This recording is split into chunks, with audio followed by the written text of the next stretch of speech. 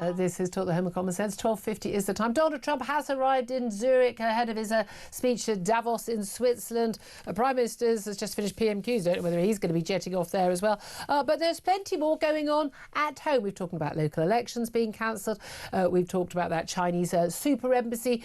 We've talked about special education needs. But let's talk about now, police officers on the front line, because the number of frontline police officers hit its lowest level for 6 years. Shabana Mahmood, the relatively new Home Secretary, is preparing to put dozens of chief constables out of a job by amalgamating a whole bunch of, I think it's 43 different police services into far fewer. But she's also going to tell the police, when you do get new police officers, it would be a good idea to put them on the beat rather than behind desks. Well, let's talk about this with former Metropolitan Police Detective Peter Bleksley. A very good afternoon to you, Peter. Good afternoon to you too. Thank you for joining us. I have to say, I mean, we've been told so much about how Tories put bobbies back on the beat and Labour recruiting a load of bobbies. I think that's part of their manifesto commitments. How come we're at a 6-year low in the number of police officers? Because some 20 or 30 years ago, clowns masquerading as senior police officers fell into the clutches of academics who told them police officers patrolling the beat is ineffective.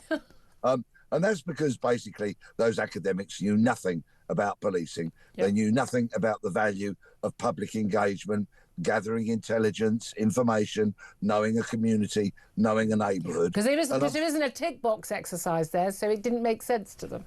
Absolutely. There's not a spreadsheet you can fill out to prove the effectiveness of it. Yeah. So what's happened is later generations, this current generation of clowns masquerading as senior police officers, still believe that. They still perpetuate it. And of course, those senior police officers only sit behind desks anyway. They have an utter disconnect from what's really going on the front line of policing. And they do not understand the real value of having a police officer who is known to a community, trusted within that community, readily contactable, and somebody that you can trust. So you can whisper into their ear, do you know what? Little Johnny at number 43 goes out at night and burgles houses. Yeah, but even just, patrolling the streets, and when a shoplifter is there, the police you can run outside and go, hey, copper, can you come and get this guy? Oh, instead of waiting 2 days for someone to, let's face it, not turn up. Seems very, very obvious, doesn't it? I mean, Shabana Mahmood, a lot of people are saying, oh, she seems to get it. She says all the right things, the Home Secretary. But at the end of the day, we don't really see much action. She's relatively new to the job. We know that. I trust her rather more than I would trust Yvette Cooper. But where are you in terms of her handling of the Craig Guildford case, the West Midlands police officer, or the chief constable, who's, abject lies, failings, just cover up. Just frankly, in my view, criminal behaviour over the banning of fans from Maccabi Tel Aviv from watching that match against Aston Villa last November. He's allowed to retire. I was driving when I saw the news, heard the news that he was allowed to retire with his full pension on Friday, and I have to say, I slammed on the brakes. I was so furious about that. But we're told now he could possibly face question. There could be a probe into what's happened. But has she been strong enough on that? Because she don't have talk the talk. Is she actually walking the walk when it comes to, honesty and integrity in the police, and in particular protecting every single one of our communities and people in this country, particularly Jews? Well, let me talk about the broader policing aspect than Shabana Mahmood to start with, if I may. Talk's cheap, policing's expensive. Yeah. So she can say whatever she wants. She has to back that up by obtaining the funding from central government to then deploy to police services for them to spend. Yeah. But of course, some of these idiots that are in charge of policing, I wouldn't trust to handle those budgets, because as we see here, they don't actually trust the fundamentals. They don't know and appreciate the core subjects of policing, which is what the public want, the public deserve, and the public very much need at the moment.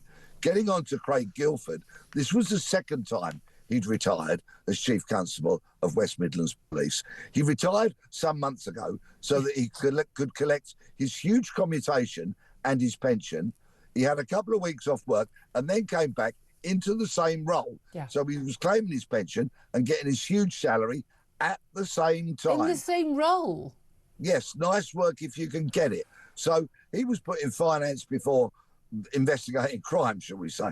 So anyway, his shameful behaviour on that really tells a very much deeper story now about the Police and Crime Commissioner and those in power. Because the investigation and the announcement of an investigation has come after his retirement. It's utterly shameful. This is why people do not trust the establishment. No.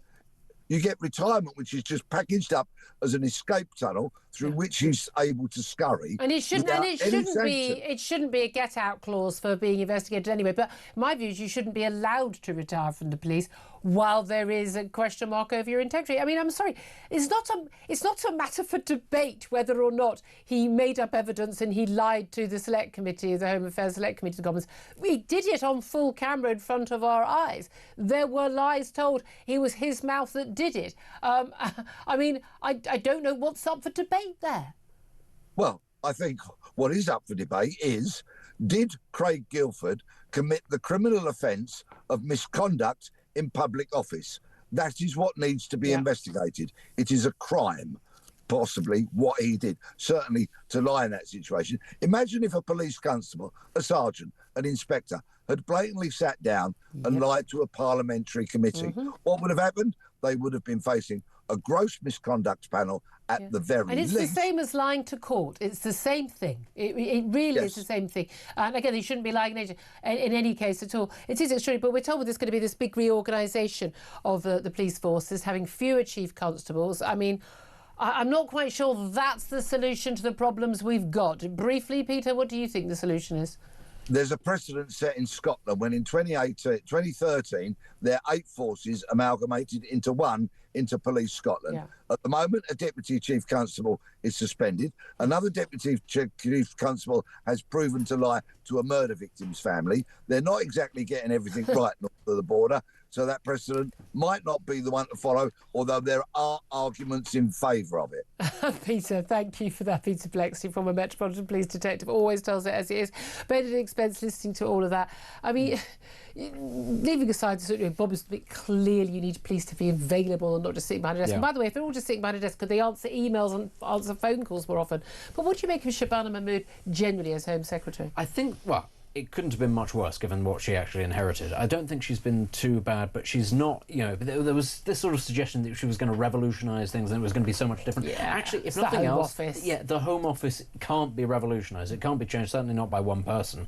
I think that she's done a decent enough job of treading water, but we're not going to see fundamental change under her. I think we're going to hear somebody who continues to talk tough, and very often down the line we'll find out was not as tough as perhaps we expected. The same was said of Priti Patel. She was going to be a hard person and she was going to... but she had a Home Office absolutely working against her, didn't she? That is true. But I have a feeling their Home Office, again, as Blair's discovered, the Home Office just works against everybody because it doesn't, well, I say works in the loosest possible sense of the word. It's on benefits, basically, whatever it's doing. Exactly. Maybe it's all the people at Home Office that think Keir Starmer's doing a good job because they don't have to do anything. But there we are.